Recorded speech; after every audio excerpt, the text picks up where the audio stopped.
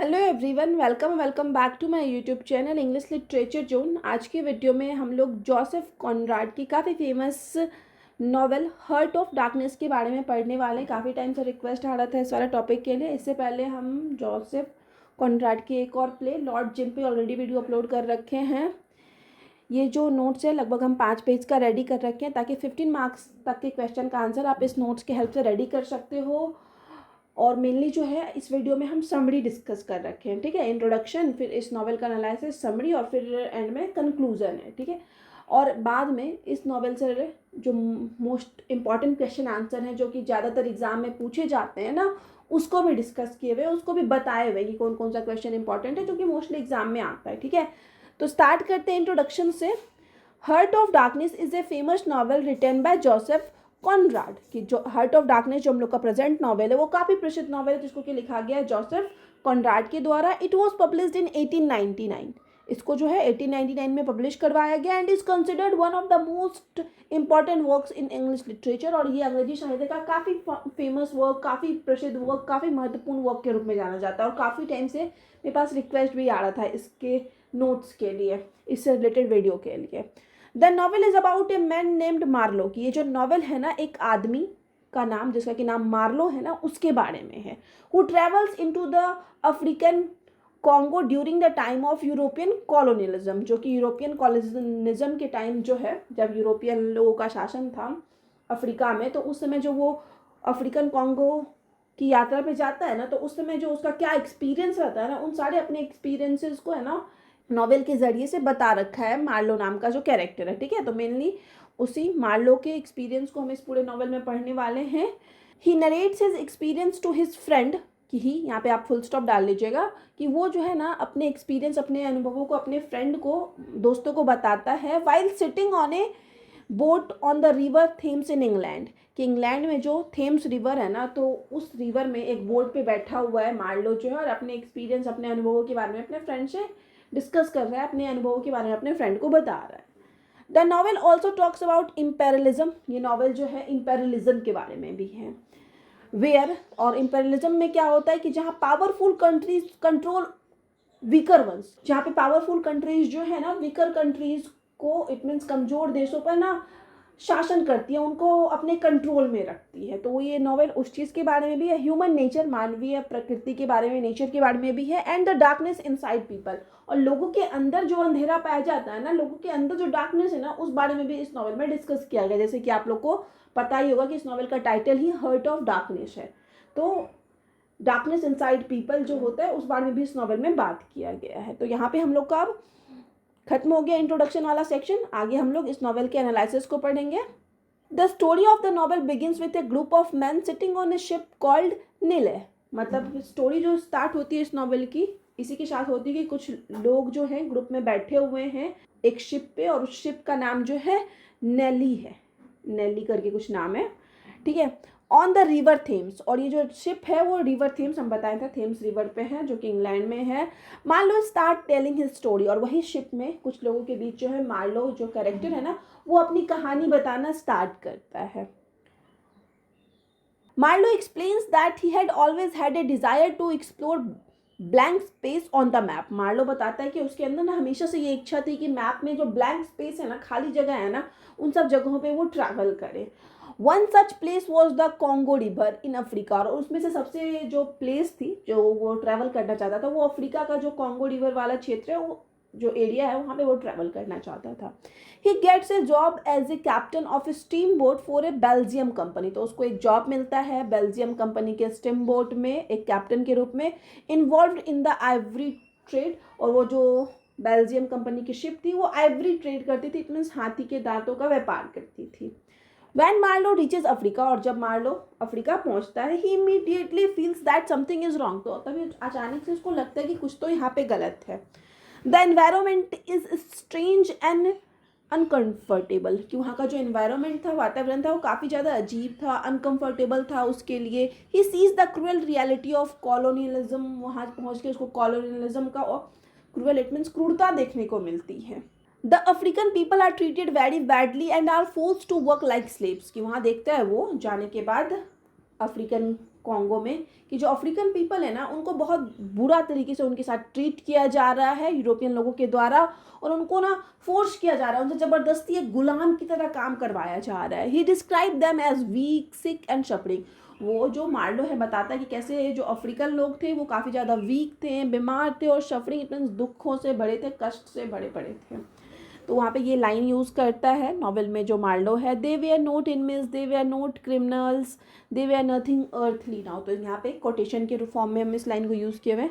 This line सोस, ये line दिखाती है how the natives are treated as less than human, कि कैसे वहाँ के लोगों को बाहर से आए हुए लोगों के द्वारा ना कैसे एक मतलब होता है कि मनुष्य भी नहीं समझा जाता था, इतना बुरा ट्रीट किया जाता, मतलब जानवरों जैसा व्यवहार किया जाता था, या जो हम लोग बोल सकते हैं जानवरों से भी बदतर व्यवहार किया जाता था। मार्लो एक्सप्लेन्स दैट, यहाँ पे मार्लो बताता है कि colonialism is not only about bringing civilisation, की कॉलोनियलिज्म जो है ना सिर्फ इस बारे में नहीं है कि कॉलोनियलिज्म के जरिए जो है दूसरे कंट्रीज़ का सिविलाइजेशन आता है, बट अबाउट एक्सप्लॉयटेशन। लेकिन जो कॉलोनियलिज्म है ना वो एक्सप्लॉयटेशन इसमें शोषण के बारे में है और ग्रीड के बारे में है, कि जो स्ट्रॉन्ग कंट्री होते हैं ना अपने लालच और एक्सप्लॉयटेशन करने के लिए वो वीकर कंट्री को अपने कंट्रोल में करते हैं।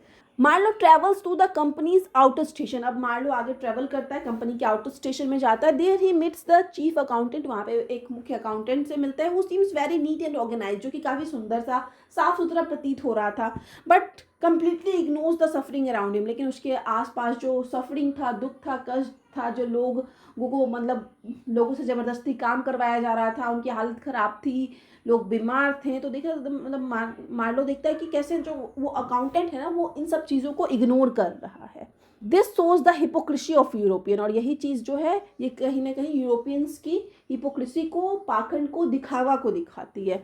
Then Marlow moves to central station, उसके बाद मार्लो जो है सेंट्रल स्टेशन की तरफ जाता है, wear he meets the manager, जहाँ पे मार्लो जो है मैनेजर से मिलता है। The manager is cold and shellfish man, manager भी जो है काफ़ी शेल्फिश रहता है, who does not care about others, जिसको दूसरों से कोई फर्क नहीं पड़ता है। वो भी जो है African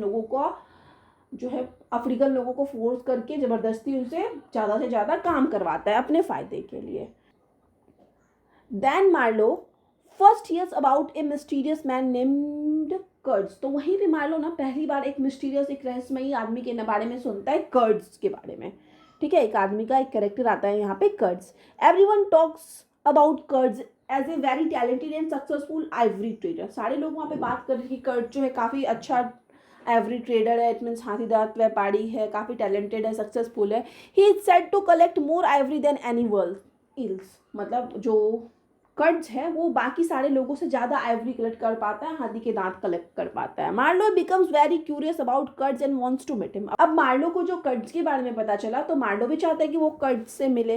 finally Marlow begins his journey up the Congo river towards Kurtz station, तो फाइनली अंततः जो है फिर से वो कॉन्गो रिवर पे जर्नी स्टार्ट करता है मार्लो, ताकि वो कर्ड्स के स्टेशन जाए, वहाँ उससे मिले। दिस जर्नी इज़ डिफ़िकल्ट, लेकिन ये जो जर्नी थी, ये जो यात्रा थी ना वो काफ़ी डिफ़िकल्ट थी, मुश्किल थी। The deeper he goes into the jungle, जैसे जैसे वो जंगल में और भी ज़्यादा गहराई में जाता था, the more mysterious and frightening everything becomes, तो जो सारी चीज़ें थी ना जंगल में वो और भी ज़्यादा रहस्यमयी होते जा रही थी, और भी ज़्यादा डरावनी होते जा रहे थे, क्योंकि वो जंगल की तरफ और अंदर जा रहा था। फिर से यहाँ पे जो लाइन यूज़ करता है मार्लो, उसको हम ऐसे कोटेशन लिख रखे हैं, the wilderness had a face it seems to look at you. This shows that, ये दिखाता है कि नेचर इटसेल्फ फील्स अलाइव, कि नेचर जो है ना वहाँ का ऐसा माहौल था, लगा था कि जैसे नेचर जीवित है, वो जो डरावनी चीज़ें, मिस्टीरियस चीज़ें हैं, रहस्यमयी चीज़ें हैं ना वो वास्तविक में हैं। ड्यूरिंग द जर्नी, अब पूरी यात्रा के दौरान, the boat is suddenly attacked by native people, तो अचानक से तभी बोट पे ना नेटिव पीपल जो अफ्रीकन लोग होते हैं ना कुछ अटैक कर देते हैं मार्लो के बोट पे। One of the crew member is killed, और उसका एक क्रू मेंबर, उसके बोट का एक मेंबर भी मारा जाता है। मार्लो फील्स डिस्टर्ब, यहाँ पे मार्लो बहुत ज़्यादा डिस्टर्ब हो जाता है जब एक मेंबर की डेथ हो जाती है, बट ऑल्सो कन्फ्यूज, लेकिन साथ ही साथ कन्फ्यूज भी रहता है अबाउट द सिचुएशन, कि उसको अब इस सिचुएशन में क्या करना चाहिए। आफ्टर ए लॉन्ग जर्नी, अब काफ़ी लंबी यात्रा के बाद Marlow finally reaches Kurtz station, Marlow जो है तथा कर्ड्स के स्टेशन में पहुंचता है। Kurtz is not the great civilised man everyone talked about, और वहां जाने के बाद मार्लो देखता है कि जैसा सब लोग बताते हैं कि कर्ड्स ऐसा है वैसा है, सिविलाइज्ड है, लेकिन मार्लो देखता है कि ये तो बिल्कुल सिविलाइज्ड नहीं है जिसके बारे में सब लोग बात कर रहे थे। Instead he has become wild and cruel, बल्कि वो क्रूअल था, वाइल्ड, जंगली बन चुका था, बहुत ज़्यादा क्रूर हो चुका था। The native people worship him, और लेकिन जो नेटिव पीपल थे, जो वहाँ के मूल निवासी थे ना, वो कर्ड्स को पूजते थे एंड ओबे हिम कम्प्लीटली, और पूरी तरह से उसकी आज्ञा का पालन करते थे। अराउंड हिज स्टेशन, अब जब कर्ड्स के स्टेशन पे मार्लो पहुंचा, Marlow see something very disturbing. वहाँ पे मार्लो बहुत डिस्टर्बिंग चीज़ें देखता है, जैसे कि human heads placed on the pole. वो देखता है कि मनुष्य का सर ना पोल्स पे लगा हुआ है, मतलब होता है ना खंभों के ऊपर मनुष्यों का सर लगा हुआ है। ये चीज़ देखता है जो मार्लो को काफ़ी ज़्यादा डिस्टर्बिंग लगती है। This shows curds brutality and madness. तो और यही चीज़ें ना कर्ड्स की ब्रूटैलिटी इट मीन्स उसकी क्रूरता को, और मैडनेस इट मीन्स पागलपन को दिखाती है। He had kicked himself loose of the earth. तो यहाँ पे फिर से एक लाइन यूज़ किए हुए एज ए कोटेशन। अब आगे है, this means Kurtz has lost all connection with civilisation. और वो वाला सीन देखने के बाद कि लोगों का सर लगा हुआ है खंभों के ऊपर, तो मार्लो को लगता है कि जो कर्ड्स है ना वो सारा सिविलाइजेशन खो चुका है, उसके अंदर कुछ भी अच्छाई, कुछ भी सभ्यता, कुछ नहीं बचा है। Kurtz had once written a report about bringing civilisation. मतलब स्टार्टिंग में जो कर्ड्स था ना वो एक बार रिपोर्ट लिख रखा था कि कैसे वो सिविलाइजेशन लाना चाहता है टू अफ्रीका के लिए। But at the end he wrote, but end में वो लिखता है, exterminates all the brutes, Kurtz is very sick. अब कर्ड जो है वहाँ पे बहुत ज़्यादा बीमार रहता है। व्हेन मार्लो मीट्स हिम, जब मार्लो उससे मिलता है, Marlow feels a strange attraction towards Kurtz. Marlow को यहाँ पे अजीब सा ना अट्रैक्शन, एक आकर्षण फील होता है कर्ड्स की तरफ। Even though Kurtz is evil, हालांकि कर्ड जो है वो बहुत बुरा है। He is honest about his desire, लेकिन फिर भी जो कर्ड्स है वो क्या है, अपनी इच्छाओं को लेके काफ़ी ऑनेस्ट रहता है, ईमानदार रहता है। Marlow takes Kurtz on the steam boat to return. अब क्योंकि कर्ड जो है बहुत ज़्यादा बीमार है, तो मार्लो क्या करता है, अपने स्टीम बोट पे कर्ड्स को रखता है और वो अपने साथ ले जाना चाहता है। हाउएवर कर्ड्स बिकम वीकर, हालांकि कर्ड्स जो है और भी ज़्यादा बीमार हो जाता है, एंड इवेंचुअली डाइज, और अंततः कर्ड्स की मृत्यु हो जाती है। जस्ट बिफोर हिज डेथ, और अपने जस्ट मृत्यु से पहले, Kurtz says his famous last word. Kurtz जो है अपना एक प्रसिद्ध लास्ट वर्ड कहता है, द हॉरर। ये लाइन कर्ड्स के द्वारा यूज किया जाता है उसके मृत्यु से पहले। दिस वर्ड शोज दैट, तो ये वर्ड्स ये सब जो हैं दिखाते हैं, that Kurtz finally realises the evil and darkness inside him. Kurtz को ना अंततः रियलाइज हो जाता है उसके अंदर जो बुराई है, उसके अंदर जो अंधेरा है, उस चीज का आभास हो जाता है कर्ड्स को। After Kurtz death, Marlow returns to Europe. अब कर्ड्स की मृत्यु के बाद जो है मार्लो वापस यूरोप आता है। He feels very different now, अब उसको बड़ा ही अलग सा फील होता है, वो पहले वाला मार्लो नहीं रहता है। इतनी ज़्यादा ब्रुटैलिटी, इतनी ज़्यादा क्रुएलिटी देखने के बाद यहाँ पे फिर से डिफरेंट नाउ हो गया है, तो वो आप कट कर दीजिएगा क्योंकि डिफरेंट नाउ ऑलरेडी हम पहले मेंशन कर रखे हैं। फिर आगे, he has seen the truth about human nature and colonialism, कि अब जो है मान लो वो ह्यूमन नेचर, मनुष्य की प्रकृति के बारे में, और कॉलोनियलिज्म का जो है, कॉलोनियलिज्म की सच्चाई को देख चुका है, वास्तविकता को देख चुका है। वो जान चुका है कि मनुष्य जो है नेचर में कितना बुरा हो सकता है। फिर आगे है, मार्लो विजिट कर्ड्स फियांसी। अब इन सब के बाद जब यूरोप वापस आया है मार्लो, तो वो कर्ड्स की फियांसी से मिलता है। She ask Marlow about Kurtz's last word. वो पूछती है मार्लो से कि अब बताइए कर्ड्स का आखिरी शब्द क्या था। Instead of telling her the truth, मतलब अब कर्ड्स की फियांसी को सच्चाई बताने के बजाय मार्लो लाइज, मार्लो यहाँ पे झूठ बोलता है, एंड सेज, और कहता है that curds last word was her name, कि कर्ड्स का जो आखिरी शब्द था ना वो तुम्हारा नाम था। ये झूठ बोल देता है यहाँ पे मार्लो। दिस शोज दैट, तो ये दिखाता है कि that Marlow wants to protect her from painful truth, कि मार्लो जो है कर्ड की फियांसी से जो है ना सच्चाई कहीं ना कहीं छुपाना चाहता था, और नहीं चाहता था कि ये जो पेनफुल, इट मीन्स ये जो दुख वाला ट्रुथ है, पेनफुल ट्रुथ है, वो कर्ड्स की फियांसी के सामने आए। It also shows that society prefers comforting lies over harsh reality. साथ ही साथ ये भी दिखाती कि सोसाइटी जो है ना, हमारा जो समाज है ना, वो कहीं ना कहीं कंफर्टेबल झूठ को ज़्यादा प्रीफर करता है कठोर सच्चाई की जगह पे। ठीक है, the story ends with where it begin on the river Thames. इस तरह से जो मार्लो स्टार्टिंग में कहानी बता रहा था, वो ये स्टोरी जो है उसी कहानी के साथ खत्म हो जाती है। एंड में दिखाया जाता है कि स्टोरी के एंड में मार्लो जो है अपने दोस्तों के साथ वही रिवर थेम्स पे बोट में बैठा हुआ है। ठीक है, तो यहाँ पे हम लोग का नॉवेल का एनालिसिस वाला सेक्शन खत्म हो गया। अब हम लोग का आखिरी में थोड़ा सा कंक्लूजन बचता है, उसके बाद कुछ इंपॉर्टेंट क्वेश्चन आंसर हम लोग डिस्कस करेंगे। दस the novel ends with A message that, इस तरह से ये नॉवेल जो है एक मैसेज के साथ खत्म होता है कि darkness is not in any one but inside all of us, कि डार्कनेस जो है, अंधेरा जो है किसी एक इंसान के अंदर नहीं होता है, बल्कि ये जो डार्कनेस है, ये अंधेरा है ना, सारे लोगों में है। It depends on our choices, लेकिन ये हम कहीं ना कहीं हमारे चॉइसेस पे डिपेंड करता है, वेदर वी कंट्रोल इट और लेट इट टेक ओवर, कि या तो हम अपने अंदर के डार्कनेस को, बुराई को कंट्रोल करें, या फिर बुराई को ही, डार्कनेस को ही अपने ऊपर हावी होने दें। ये हम लोग पे डिपेंड करता है, हमारी चॉइसेस पे डिपेंड करता है।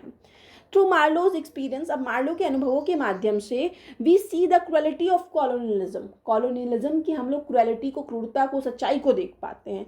And the darkness with in human beings, और इंसान के अंदर कितनी डार्कनेस हो सकती है, कितनी बुराइयां हो सकती है, इंसान के अंदर कितना अंधेरा हो सकता है ना, वो सारा चीज़ हम लोग मार्लो के एक्सपीरियंस के माध्यम से देख सकते हैं। फिर यहाँ पे आखिर में हम एक लाइन यूज़ कर रखे as a quotation, we live as we dream alone. ठीक है, तो यहाँ पे हम लोग का नोट्स खत्म हो जाता है।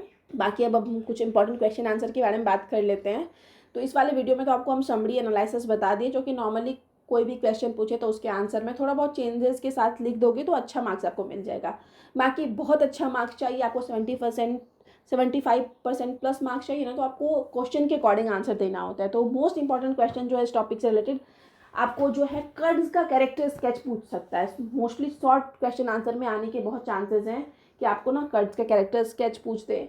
मार्लो का कैरेक्टर स्केच पूछेगा तो वो लॉन्ग में पूछेगा। उसके बाद इम्पेरियलिज्म एंड कॉलोनियलिज्म, ये दोनों पूछ सकता है कि इस नॉवेल के थीम को पूछ दे तो भी आप इम्पेरियलिज्म और कॉलोनियलिज्म वाला सेक्शन लिख सकते हो, या फिर स्पेशली आपको 5 मार्क्स से क्वेश्चन है पूछ दे कि इम्पेरियलिज्म जो है किस तरीके से डिस्क्राइब किया गया है इस वाले नॉवेल में, वो डिस्कस कीजिए। कॉलोनियलिज्म किस तरह से दिखाया गया है वो डिस्क्राइब कीजिए। ठीक है, ये 4 क्वेश्चन हो गया। एंड में जो है आपको इस नॉवेल के टाइटल से रिलेटेड भी क्वेश्चन पूछ सकता है, क्योंकि इसका टाइटल है हर्ट ऑफ डार्कनेस, तो वो क्वेश्चन भी इंपॉर्टेंट है, टाइटल से रिलेटेड वो भी पूछ सकता है। अगर आप लोग को इसका इंपॉर्टेंट क्वेश्चन आंसर पे वीडियो चाहिए आप लोग बताइएगा, नेक्स्ट हम कोशिश करेंगे कि इसके इंपॉर्टेंट क्वेश्चन आंसर को भी कवर अप करने का। ठीक है, तो मिलते हैं नेक्स्ट वीडियो में नेक्स्ट टॉपिक के साथ। अगर आप लोग के लिए ये वाली वीडियो हेल्पफुल होती है तो आप लोग वीडियो को ज़रूर लाइक करना, चैनल को सब्सक्राइब करना, कमेंट करके बताना कि आगे आपको कौन से टॉपिक पे वीडियो चाहिए।